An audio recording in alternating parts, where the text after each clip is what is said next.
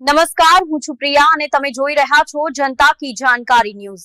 નજર કરીએ આજના સમાચાર ઉપર। દેવભૂમિ દ્વારકાના ગોરિંજા ગામ ખાતે ગેરકાયદેસર રીતે કરવામાં આવેલ ધાર્મિક દબાણ દૂર કરવામાં આવ્યું।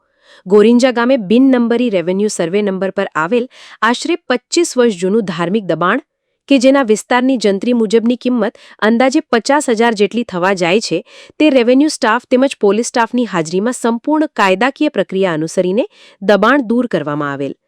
આ કામગીરી ચુસ્ત પોલીસ બંદોબસ્ત ગોઠવી સમગ્ર કામગીરી હાથ ધરવામાં આવી હતી।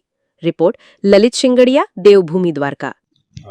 દ્વારકા તાલુકાના ગોરિંજા ગામે બિન નંબરી સર્વે નંબર ઉપર દરિયાકાંઠાની નજીક આવેલ ધાર્મિક દબાણ જેને સંપૂર્ણપણે કાયદાકીય પ્રક્રિયા અનુસરીને આજરોજ માન્ય પ્રાંત સાહેબ, પોલીસ સ્ટાફ તેમજ તમામ રેવન્યુ સ્ટાફની હાજરીમાં એ દૂર કરવામાં આવેલ છે।